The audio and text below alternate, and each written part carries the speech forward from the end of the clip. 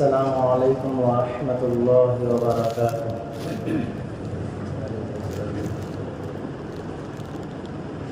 الحمد للہ وحدہ والصلاة والسلام علی من لا نبی بعدہ، اما بعد فقد قال اللہ تبارک وتعالی فی القرآن المجید والفرقان الحمید۔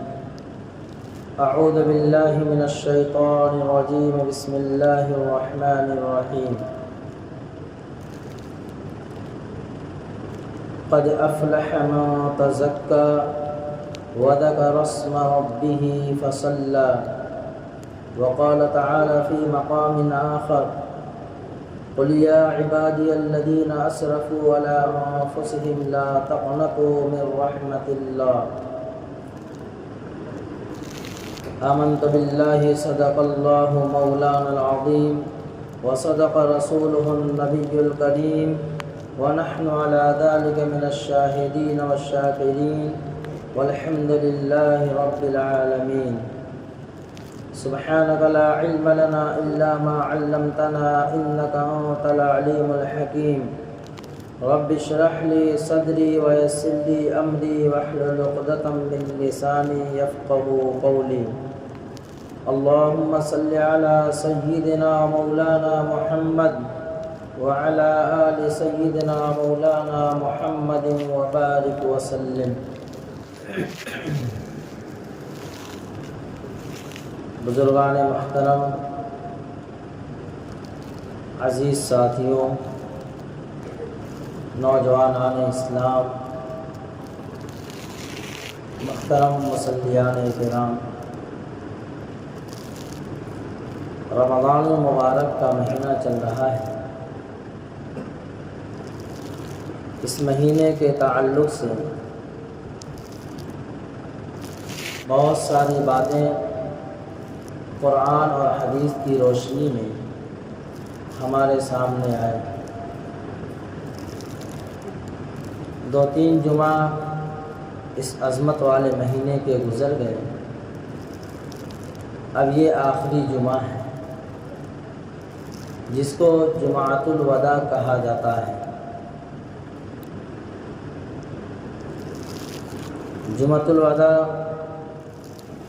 کے تعلق سے عوام میں کچھ باتیں ایسی رائج ہیں جن کا دین و شریعت سے دور دور تک کوئی تعلق نہیں ہے۔ مثلا جمعۃ الوداع ایک تہوار مانا جاتا ہے۔ یہ تو مسلم بات ہے کہ اب اس سال یہ آج کا دن ہمیں میسر نہیں ہونے والا۔ اگلی سال ہماری زندگی باقی رہی تو ہمیں رمضان مبارک کا مہینہ میسر ہوگا، ورنہ پچھلے سال کتنے ایسے لوگ تھے جنہوں نے ہمارے ساتھ روزہ رکھا، تراویح پڑھی، لیکن آج اس سال اس رمضان میں وہ نہیں ہے، وہ دنیا سے رخصت ہو گئے۔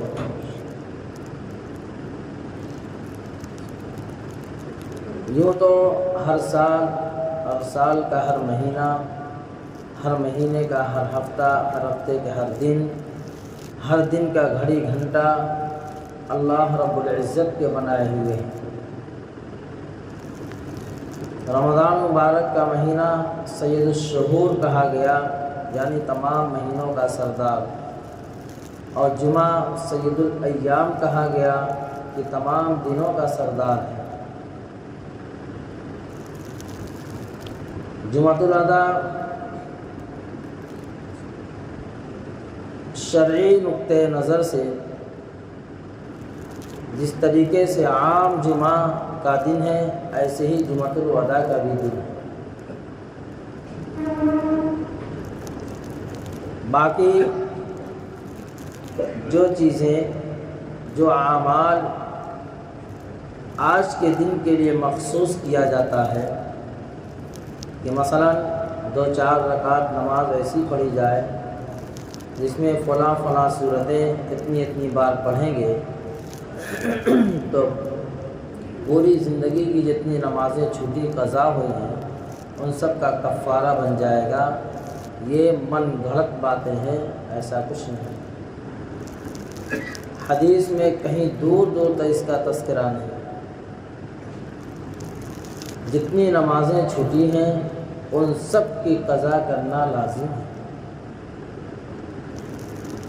اگر ایسا ہی ہوتا تو 5 وقت نماز کی فرضیت کیوں آتی؟ ایک بار کہہ دیا جاتا کہ اتنی رکعتیں پڑھ لو، تمہاری زندگی کی تمہارے ذمے سے نمازیں جو ہے پوری ہو جائیں گی۔ تو جو عوام الناس میں بعض مرتبہ ایسا دیکھا جاتا ہے کہ وہ کام کرنے میں تو نیک نظر آتا ہے، بڑا اچھا نظر آتا ہے، مثلا یہی کہ 2 رکعت نماز پڑھ لو، اس میں فلاں صورتیں پڑھ لو، نماز پڑھنا، رکوع سجدہ کرنا، اللہ کے سامنے کھڑا ہونا، قرآن کی صورتیں پڑھنا بڑا اچھا کام ہے۔ اس کے پڑھنے پر تو یقیناً ثواب ملنا چاہیے، لیکن ہر وہ عمل جو ہم کرنے جا رہے ہیں اس کو رسول اللہ صلی اللہ علیہ وسلم کے سنت اور صحابہ کی صفات کی کسوٹی پہ تولا جائے۔ اگر وہ عمل حضور نبی کریم علیہ السلام نے اپنی زندگی میں کیا ہے تب تو ہمارے اس اعمال کے کرنے پر ثواب ملے گا، اور جو عمل سنت اور شریعت سے ثابت نہیں ہے وہ عمل اللہ کی بارگاہ میں مقبول ہونے کے بجائے مردود قرار دیا جائے گا۔ اب اس کے کرنے پر ثواب کے بجائے گناہ ملے گا، اس لیے کہ ہم نے وہ عمل کیا جس کا دین و شریعت میں کوئی تعلق نہیں، اور پھر ہم نے اس کو منسوخ کیا حضور نبی کریم علیہ السلام کی ذات اقدس کی طرف۔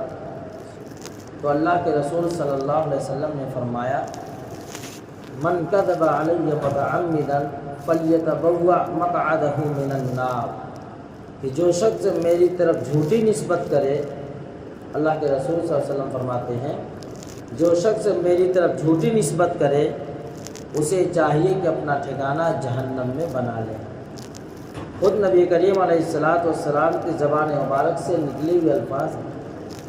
اسی لیے موبائل میں واٹس ایپ کے اندر ایسی باتیں آتی ہیں جن کا دور تک دین و شریعت سے کیا اولیاء کرام کے اعمال سے بھی، بزرگان دین کے اعمال سے ان کی زندگی میں کبھی نہیں ہوا ہے، اور پھر اس کو شیئر کرنے کو کہا جاتا ہے جو سب اس کو شیئر کرے گا، فارورڈ کرے گا، اس کو اتنی نیکیاں ملیں گی۔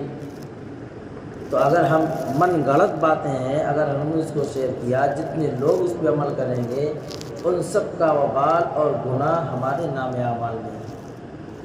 اس لیے جو بھی بات موبائل کے اندر آئے اس کی پہلے تحقیق کی جائے، کسی عالم سے، کسی جاننے والے سے اس کو پوچھا جائے کیا یہ بات صحیح ہے، درست ہے۔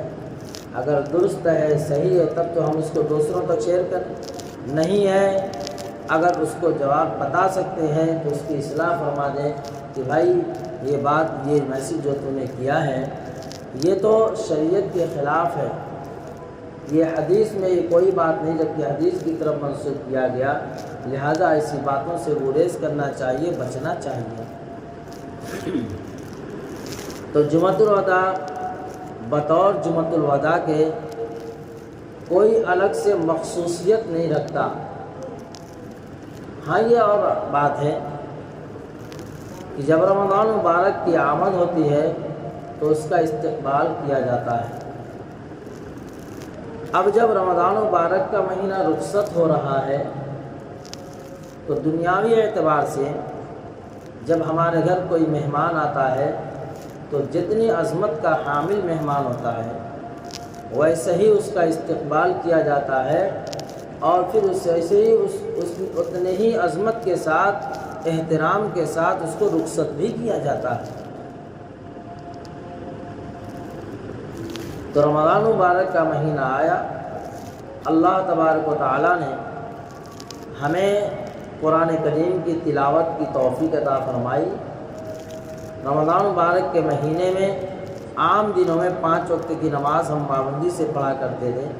رمضان مبارک کا مہینہ آیا تو اللہ تبارک تعالیٰ کی توفیق سے ہم نے نوافل کا اہتمام کیا، تہجد کا اہتمام کیا، اسی طرح تراویح کا اہتمام کیا ہم نے۔ اس پر اللہ تبارک تعالیٰ کا شکر ادا کیا جائے۔ عام طور پر جب رمضان مبارک کا آخری ایام آتے ہیں تو ہر مومن کے دل میں 2 امیدیں امڑ پڑتی ہیں، 2 جذبات، 2 خیالات اس کے اندر آتے ہیں۔ ایک تو یہ کہ مسرت اور شکر کا خیال کہ اللہ تبارک تعالیٰ نے اسے توفیق دیا اعمال کرنے کی، تو اس توفیق کے مل جانے پر خوشی کا اظہار اور اللہ تبارک و تعالیٰ کا شکر ادا کرنا کہ اللہ تبارک تعالیٰ نے ہمیں توفیق دی، اے اللہ تیرا شکر ہے، اگر تو توفیق نہ دیتا تو ہم مسجد کا دروازہ بھی نہ دیکھ سکتے تھے۔ ورنہ بعض کتنے ایسے مومن ہیں جو اپنے آپ کو مسلمان کہتے ہیں، عبداللہ عبد الرحمن ان کا نام ہے، مسلمان بن کر زندگی گزار رہے ہیں، مسلمان کے گھر میں پیدا ہوئے، کوئی ان سے پوچھے تم کون ہو تو برجستہ کہیں گے سینہ تان کے کہ میں مسلمان ہوں، میں نے کلمہ لا الہ الا اللہ محمد رسول اللہ پڑھا ہے۔ لیکن رمضان مبارک جیسے عظمت والا مہینہ آنے کے بعد ان کے نظام زندگی میں کوئی تبدیلی نہیں آئی۔ پورا مہینہ گزر گیا، مسجد کے دروازے تک دیکھنے کی توفیق نہیں، عام دن جیسے گزارتے تھے ویسے رمضان بھی ان کا گزر گیا۔ تو اللہ تبارک و تعالیٰ کا شکر ادا کرنا کہ باری تعالیٰ نے ہمیں ایسے غافل لوگوں میں شامل نہیں کیا، اللہ رب العزت نے ہمیں ایسے غفلت والے لوگوں میں شامل نہیں کیا، اللہ نے ہمیں عبادت کی توفیق عطا فرمائی، روزہ رکھنے کی توفیق عطا فرمائی، تراویح پڑھنے کی توفیق عطا فرمائی، زیادہ سے زیادہ نیک اعمال کی توفیق عطا فرمائی۔ اس پر اللہ تبارک تعالیٰ کا شکر ادا کرنا۔ اور بعض مرتبہ انسان نا امید ہوتا ہے کہ ہم سے عبادت کا حق کہاں ادا ہوا، جیسی عبادت کرنی چاہیے تھی ہم نے نہیں کی، جیسے قرآن کی تلاوت کرنی چاہیے تھی ہم نے نہیں کی، جیسی تراویح پڑھنی چاہیے تھی ہم نے نہیں پڑھی۔ یعنی نیک اعمال کا توفیق ہو جانا یہ اللہ تبارک تعالیٰ کی طرف سے عظیم نعمت ہے۔ نیک اعمال کی توفیق کا مل جانا یہ اللہ تبارک و تعالیٰ کی طرف سے عظیم نعمت ہے۔ اس نعمت کے مل جانے پر اس کی ناقدری نہیں کرنی چاہیے کہ ہم نے نماز کیا پڑھی، ہم نے ایک ٹکرے مال لی، اٹھک بیٹھک کر لی۔ میرے عزیز ساتھیوں، نیک اعمال کی توفیق کا مل جانا، جس اللہ نے ہمیں نیک اعمال کی توفیق دی ہے، اس اللہ کی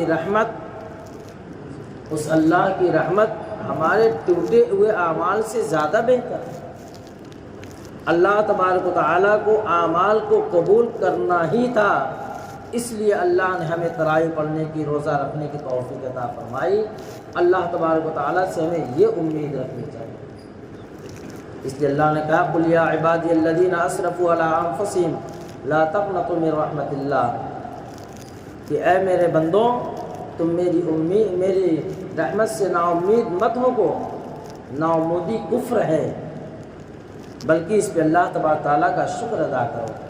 ہاں یہ بات تو ضرور ہے کہ اللہ تبارک تعالیٰ کی شایان شان ہم عمل کہاں پیش کر سکتے ہیں، بلکہ اس میں جو کوتاہی ہوئی، جو سستی ہوئی، جو غفلت ہوئی ہے، اس پہ توبہ و استغفار کرنا کہ ہاں اے اللہ تیری شایان شان کے مطابق ہم عمل تو نہیں کر سکتے، لیکن جو کچھ بھی ہم نے کیا تیری توفیق سے کیا ہے، اس میں جو سستی غفلت کوتاہی ہو گئی باری تعالیٰ تو اسے معاف فرما۔ اسی لیے حضور نبی کریم علیہ الصلاۃ والسلام نے فرمایا کہ جب تم نیک اعمال کی توفیق تمہیں ملے تو اس کو انجام دینے کے بعد، اس کو کرنے کے بعد استغفار پڑھا کرو، استغفر اللہ استغفر اللہ استغفر اللہ، یا استغفر اللہ الذی لا الہ الا هو الحی القیوم واتوب الیہ، یا استغفر اللہ ربی من کل ذنب واتوب الیہ۔ تو اللہ تبارک تعالیٰ سستی، غفلت، کوتاہی کو معاف فرما دیں گے اور اپنی بارگاہ میں اس عمل کو شرف قبولیت عطا فرمائیں گے۔ اب رمضان مبارک کا مہینہ آیا، ہم نے اپنے آپ کو اپنے نظام زندگی کے اندر تبدیلی لائی۔ اللہ تبارک و تعالیٰ کی ذات بڑی غیور ذات ہے۔ اللہ اپنے بندوں کو ایسا ہی دیکھنا چاہتا ہے جیسا رمضان میں ہم اپنے آپ کو پیش کرتے ہیں، اپنے آپ نظام کے اندر تبدیلی لا لیتے ہیں۔ ہر اعمال یہ ہمیں سبق دیتا ہے، یہ نصیحت کرتا ہے کہ تم اپنی زندگی کے نظام کو بدلو۔ ہر اعمال ہمیں یہ نصیحت کرتا ہے کہ تم اپنی زندگی کے نظام کو بدلو، نظام زندگی کے اندر تبدیلی لاؤ۔ مثلا ہم نماز کے لیے کھڑے ہوئے، اب نماز کے لیے جب ہم نے نیت باندھی تو ہم نہ نگاہ ادھر ادھر کرتے ہیں، نہ زبان سے کوئی اور بات بولتے ہیں، نہ ہم کان کو کہیں اور لگاتے ہیں، نہ دل دماغ سے کچھ اور سوچتے ہیں، سیدھا اللہ کے حکم کے مطابق ہم نے اپنے آپ کو کھڑا کیا۔ تو فرمایا جس طریقے سے تم نے نماز کے اندر اپنے آپ کو اللہ اور اس کے رسول کے حکم کا تابع دار بنایا ہے، ایسے ہی باہر کی زندگی میں بھی اللہ اور اس کے رسول کے تابع دار اپنے آپ کو بناؤ۔ نماز ہمیں یہ سبق دیتی ہے، نماز ہمیں یہ سبق دیتی ہے۔ جس طریقے سے تم صدقہ و خیرات کرتے ہو تو اللہ تبارک تعالیٰ کو حاضر ناظر سمجھتے ہو، یہ میں اللہ کے لیے دے رہا ہوں۔ تو فرمایا ہر قدم پہ اللہ کو حاضر ناظر سمجھو، یہ جو میں قدم اٹھا رہا ہوں میرا اللہ مجھے دیکھ رہا ہے۔ اسی طرح دنیا کے جس کونے میں جاؤ، جس گوشے میں جاؤ، وہاں اللہ کو حاضر اور ناظر سمجھو کہ میں کوئی نہیں دیکھ رہا ہے، میرا اللہ مجھے دیکھ رہا ہے۔ کوئی نہیں دیکھ رہا ہے، میرا اللہ مجھے دیکھ رہا ہے۔ حقیقی مومن، پکا اور سچا مومن وہی کہلاتا ہے جو جس کو ہر وقت اللہ تبارک تعالیٰ کا استحضار ہو، ہر وقت اللہ تبارک تعالیٰ کا استحضار ہو، اس کی سوچ اور فکر جو بھی کام کر رہا ہو فوراً اس کے دل دماغ میں بات آتی ہے اس کام کے کرنے میں میرے اللہ اس کے رسول کا کیا حکم ہے، اللہ نے اس کام کے کرنے کا حکم دیا یا اللہ تبارک تعالیٰ نے اس کام سے منع فرمایا ہے، اللہ تبارک تعالیٰ نے اس کام سے منع فرمایا ہے۔ تو رمضان مبارک کا مہینہ آیا، اب رمضان مبارک کا مہینہ ہم سے یہ رخصت ہو رہا ہے تو ایسا نہیں کہ ہم عبادتوں سے دور ہو جائیں یا رمضان ختم ہو گیا اب ہمارے اوپر سے نماز کا ذمہ ہٹ چکا ہے، ہم نے بہت عبادتیں کر لی ہے۔ نہیں، یہ آیا تھا رمضان تمہاری زندگی کو بدلنے کے لیے۔ اب تم اللہ تبارک و تعالیٰ سے یہ وعدہ کرو کہ اللہ باری تعالیٰ آپ نے جو ہمیں رمضان مبارک کے مہینے میں اتنی بہترین زندگی عطا فرمائی تھی کہ ہم نے ایک ایک لمحہ اصول میں لایا، ایسے ہی ہمیں توفیق عطا فرما کہ موت تک میں ایسی زندگی گزاروں۔ اس لیے فرمایا رسول اللہ صلی اللہ علیہ وسلم نے کہ جو شخص رمضان مبارک کے مہینے میں، رمضان مبارک کا مہینہ جس کا جیسا گزرتا ہے پورا سال اس کا ویسا گزرتا ہے، اور اگر اس نے سچے دل سے نیت کر لیا کہ موت تک میں ایسی زندگی گزاروں گا تو اللہ تبارک و تعالیٰ اس کی زندگی کو ویسا ہی بنا دیتا ہے۔ اس لیے انما الاعمال بالنیات، اعمال کا دار و مدار نیتوں پر ہے۔ اگر ہم نے صرف نیت کی کہ رمضان کا مہینہ آیا، ہم نے سر کو ٹوپی سے سجا لیا، چہرے کو داڑھی سے سجا لیا اور ہم نے 5 وقت کی نماز پڑھ لی، بس رمضان کا مہینہ آیا تھا ہمیں مسلمان بنانے کے لیے، اب رمضان رخصت ہو گیا ہمیں کیا ضرورت، اب 1 مہینہ تو ہم نے عبادت کر لی، ایسا نہیں ہے۔ رمضان مبارک کے مہینے میں اللہ تبارک تعالیٰ سرکش شیاطین کو قید کر لیتے ہیں، کمال تو یہ تھا کہ رمضان کے گزرنے کے بعد تم اپنے آپ کو اعمال کا پابند بناتے، اپنے آپ کو اعمال کا پابند بناتے۔ جیسے شوال کا چاند نظر آتا ہے عید الفطر کا، سرکش شیاطین چھوڑ دیے جاتے ہیں۔ اب جو ہم نے اپنے نفس کو سجایا ہے اعمال سے، اس نفس کی زینت کو برقرار رکھنا اعمال سے ہوتا ہے۔ ہم اس عمل کو کرتے رہیں، جیسے رمضان میں صدقہ خیرات ہم نے کیا، ایسے ہی رمضان مبارک کے گزرنے کے بعد بھی صدقہ خیرات کرتے رہیں۔ رمضان مبارک کے مہینے کے تعلق سے حضور نبی کریم علیہ السلام کی عجیب و غریب حدیث ہے، دل کو ہلا دینے والی حدیث ہے کہ اللہ کے رسول صلی اللہ علیہ وسلم فرماتے ہیں کہ رمضان مبارک کے مہینے میں ایک مرتبہ میں ممبر پہ مسجد نبی میں تشریف لایا۔ جب ممبر کی پہلی سیڑھی پہ میں نے قدم رکھا تو میں نے کہا آمین، جب دوسری سیڑھی پر قدم رکھا تو میں نے کہا آمین، اور جب تیسری سیڑھی پر قدم رکھا تو کہا آمین۔ صحابہ اکرام رضی اللہ تعالیٰ عنہ جب حضور کے نبی کریم علیہ السلام سے کوئی نیا عمل دیکھتے تھے تو فوراً پوچھ بیٹھتے تھے۔ صحابہ نے پوچھا یا رسول اللہ صلی اللہ علیہ وسلم، آج ہم نے آپ کو ممبر پر چڑھتے ہوئے عجیب کیفیت دیکھی کہ آپ جب پہلی دوسری تیسری سیڑھی پر قدم رکھیں تو تینوں سیڑھی پر آمین کہا۔ اللہ کے رسول صلی اللہ علیہ وسلم نے فرمایا کہ ابھی اسی وقت جبریل امین علیہ السلام تشریف لائے تھے۔ جب میں نے پہلی سیڑھی پر قدم رکھا تو جبریل نے ایک دعا کی بلکہ بد دعا کی، اس پر میں نے آمین کہا۔ جبریل امین علیہ السلام نے فرمایا ہلاک ہو جائے وہ شخص، برباد ہو جائے وہ شخص جس نے اپنی زندگی میں اپنے والدین کو پایا اور اس کی قدر نہ کی، اس کے ساتھ اس نے سلوک نہیں کیا۔ تو حضور نبی کے فرماتے ہیں میں نے کہا آمین، اور جب دوسری سیڑھی پر قدم رکھا تو جبریل امین نے کہا کہ جس کے سامنے حضور نبی کریم علیہ السلام کا نام آئے اور وہ درود نہ پڑھے تو ہلاک اور برباد ہو جائے، تو میں نے کہا آمین۔ اور جب تیسری سیڑھی پر قدم رکھا تو جبریل امین نے یہ کہا کہ ہلاک ہو جائے برباد ہو جائے وہ شخص جس کے سامنے رمضان مبارک جیسا محترم مہینہ آئے اور وہ اپنے اللہ تبارک تعالیٰ سے اپنے گناہوں کی بخشش نہ کرا لے، تو اللہ کے نبی فرماتے ہیں میں نے کہا آمین۔ اب ذرا سوچیں کہ بد دعا کرنے والا فرشتوں کا سردار جبریل امین علیہ السلام اور اس دعا پہ آمین کہنے والا امام الانبیاء جناب محمد رسول اللہ صلی اللہ علیہ وسلم، جس کے صدقے میں اللہ تبارک تعالیٰ نے کائنات کے ذرے ذرے کو پیدا کیا، وہ آمین کہے، کیا ان کی اس کی آمین قبول نہیں ہوگی؟ یقیناً ضرور قبول ہوگی۔ اس لیے ہمیں اللہ تبارک تعالیٰ نے والدین دیا ہے تو ان کی قدر کریں، ان کی عظمت کریں، ان کے ساتھ اپنے سلوک سے پیش آئیں، ان کے حق میں دعائے خیر کریں، اگر دنیا سے چلے گئے ان کے حق میں دعائے استغفار کریں، جس دعا کو حضور اللہ تبارک تعالیٰ نے قرآن کریم بیان فرما دیا کہ تم اپنے والدین کے حق میں رب ارحمہما کما ربیانی صغیرا، جیسا انہوں نے ہمارے چھوٹے پن میں رحم و کرم کیا، اللہ ان کے ساتھ بھی رحم و کرم کا معاملہ فرما۔ حضور نبی کریم کا نام آئے تو کم سے کم صلی اللہ علیہ وسلم ضرور پڑھا جائے۔ اور رمضان مبارک کے چند ایام باقی ہیں جس میں اللہ تبارک تعالیٰ کے سامنے اپنی گزری ہوئی زندگی پہ خوب روئیں، گڑ گڑائیں، اللہ تبارک تعالیٰ کے سامنے آنسو بہائیں، اپنی بخشش کی دعا کریں۔ یقیناً اللہ تبارک تعالیٰ ہمارے ساتھ خیر کا معاملہ فرمائیں گے اور ہمارے گناہوں کو بخش بھی دیں گے۔ اللہ تبارک تعالیٰ ان سب باتوں پہ عمل کی توفیق عطا فرمائے۔